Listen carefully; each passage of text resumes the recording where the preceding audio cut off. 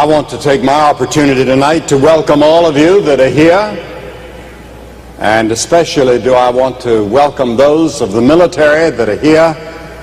Now tonight I want us to turn to the 8th chapter of Mark's Gospel, the 8th chapter of Mark's Gospel, beginning with verse 31. And Jesus began to teach them that the Son of Man must suffer many things, and be rejected of the elders, and of the chief priests and the scribes, and be killed, and after 3 days rise again. And he spoke that, saying openly. And Peter took him and began to rebuke him. And when he had turned about and looked on his disciples, he rebuked Peter, saying, Get thee behind me, Satan, for thou savorest not the things that be of God, but the things that be of men.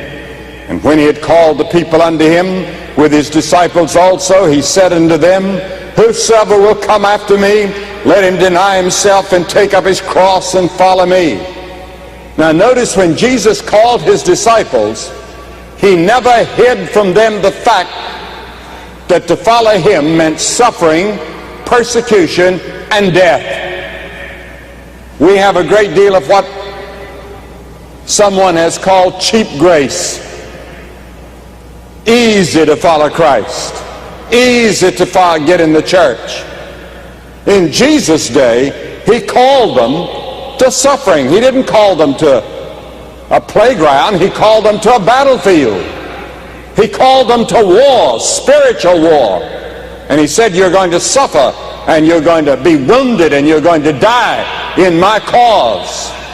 Because the world is going to reject me. This world that's dominated by evil and sin will reject me. And if you follow me, you too may end up on a cross. For whosoever will save his life shall lose it. But whosoever shall lose his life for my sake and the gospel's, the same shall save it. For what shall it profit a man if he shall gain the whole world and lose his own soul? Or what shall a man give in exchange for his soul?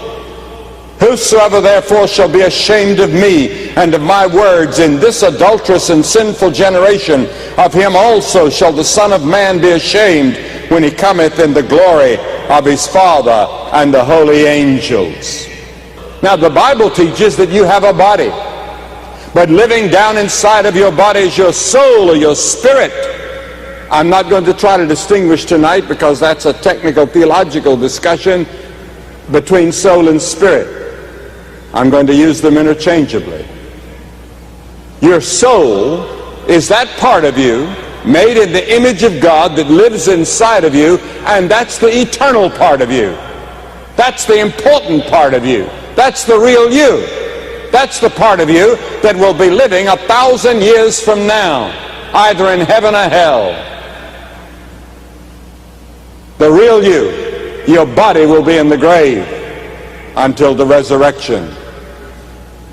Jesus said, one soul is worth the whole world.